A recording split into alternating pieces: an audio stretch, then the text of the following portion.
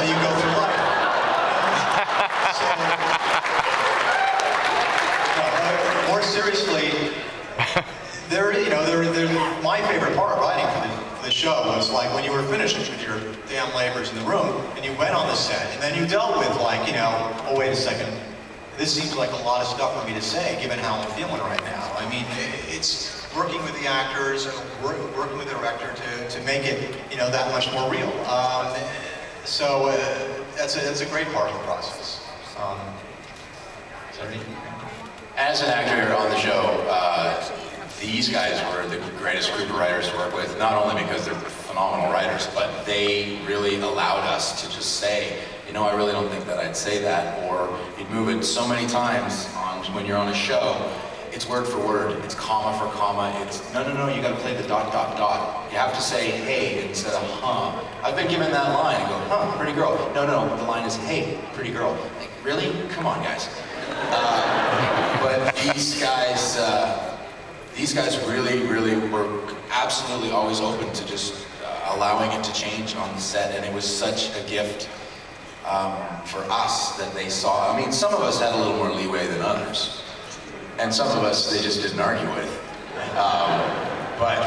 Yeah, it was a real testament to their understanding of the creative process and what makes actors tick or not tick. Hey, Aaron, I think I read, isn't your show going to be playing in the States? Your new show? My new show just got canceled by CBS. Thank you, CBS. They aired 2 weekends, Saturdays at 8. In the summertime, a cop show. Everybody's going to stay home and watch that. Yeah, so the ratings were boo. So CBS said, we're going to rerun Cold Case instead. So, whatever. It happens. It's all good. It's aired around the globe and to much fanfare and critical acclaim, so maybe somebody else in the States will pick it up and air it. Or you can get it on DVD. Or you guys, somebody here might have a computer. You might be able to find it. Let me address the last question, one more thing. You guys said how we have our bit portrayed. From an academic standpoint, I actually pitched a class that surprisingly got picked up. So last fall I taught a class at UCLA, the Science of Science Fiction. Yeah, I never thought they would let teach Geek 101, but they actually did. And I think my students got a little Battlestar out by the end. Yeah, so. How could you get Battlestar out? I don't know. I have no. And your book's coming out. Yeah, in the book. We have the Science of Battlestar Galactica comes out November 1st. Oh yeah, it's a lot of fun. I really like it. I really did. There are diagrams. You could build your own Viper. It's not like those cardboard submarines in the back of comic books that were so disappointing when I was a kid. This one will really fly.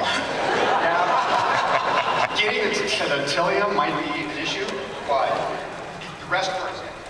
Richard actually wrote the afterwards, so we got that going for us as well. Jane wrote the forward, so it works. I wrote nothing. Me neither, man. It's like kind of a bummer. Yeah, me neither. You had the whole middle. Couldn't you dole out a chunk here and there? Help your brother up. I mean, come on. Right. Doctors are so pretentious. Next book, Michael. If you write a paragraph for me, I'll put it in the next book. I can write a paragraph. But I won't say You just give me a You heard it here because I'm going to hit him. Yeah, what's really fun is I made the mistake several times going online and people said about the science during the show. Yeah, that was but what people complained about a lot was the biology of Cylons, how it's self-inconsistent. And my co-author on this, he had written the chapter on Cylon biology. He actually was underway when I joined it midstream. And he had written a chapter saying how conflicting Cylon biology was. And I said, it's not. You take a person, change the software, so we have to assume you can change the software is different in the head, and one small change to a human form, and you get a Cylon that can explain everything. In fact, we don't do it in the book.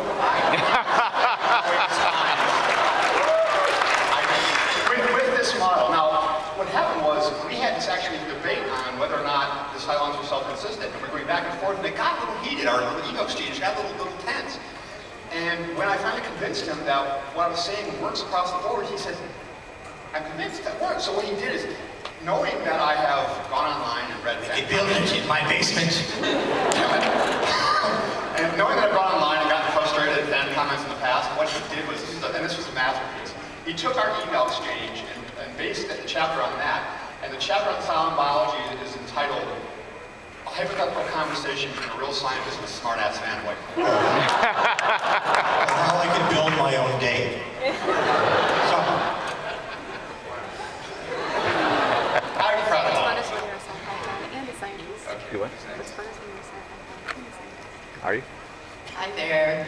Halfway through my PhD in chemistry. Congratulations. I've done Okay. bachelor's in math. So you're a big fan of this Did you show? get puppies? Yeah, it was gone. No, my question 6 is for an for hour. Did you watch Lost? My name's McCreary too. It was never Is it on spelled like my that? so, No, mine is double. Yeah, but I think they're all from the same place, Northern Ireland. So I'm gonna watch it, then I'm gonna watch it. Yeah, Anyway, you'll enjoy it. But yeah, it's something I really wanted to watch. what I wanted to ask you about your music is so much of it is Yeah, it's one show you have to so sit down and watch it. And I wondered House of Blues if that was No, I didn't. deliberate or if it's just what you like. I saw that footage. I was like, Exit right here. No, you have to exit to there. Started with a very limited palette, but then I wanted to introduce well, the instruments best thing from about all over BSG the and world. Lost My is idea the was music that is outstanding in if both. we have a shared heritage, I didn't know anything about the series. I just kind of felt like somehow our world is connected to theirs, and there's all these references to ancient gods, and so I thought I wanted to Yeah, I didn't watch this till after it was over. And so I was researching I watched it in like 2 instruments months. from around the Yeah. world. But there were two cultures in particular that stood out for me for You like very personal Caprica? reasons. They need to tweak it a I little bit. am half But I think they will. half Armenian. So I brought in the bagpipe and I brought in the duduk. A Scotch-Irish Armenian instrument, a Scotch-Irish instrument, and an Armenian instrument. And it was almost then by coincidence that I found some very lovely themes to associate them with, and then they wove their way into the fabric of the show. But I will confess, my first instinct was, this is just going to be my little thumbprint on this tour, my way I started watching it and I couldn't keep up with it. my own and also there's a song in the beginning of season 3 that was sung by Ray Yarbrough, which was actually in the record.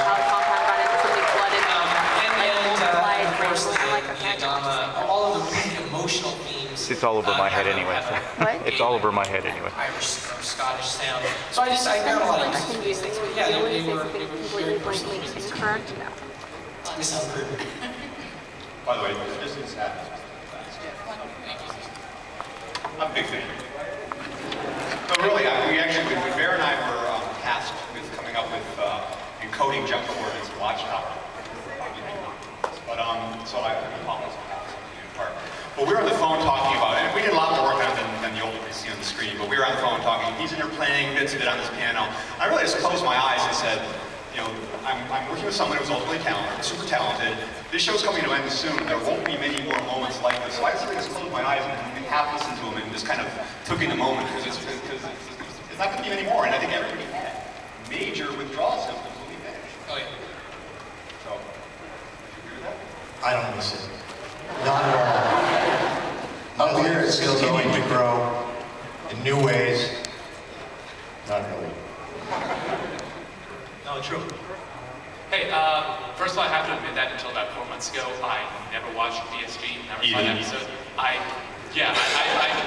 had opportunity to, I just chose not to. And You're not ingratiating Security. Security. Bad move, dude. and then I accidentally caught the pilot episode of Caprica, and at the end when the silent appeared, I said, wait, this is connected to Battlestar Galactica. I gotta go back and watch that. You've been under a rock on Mars. I was busy with Lost, alright? That took up a lot of time. Speaking of Lost.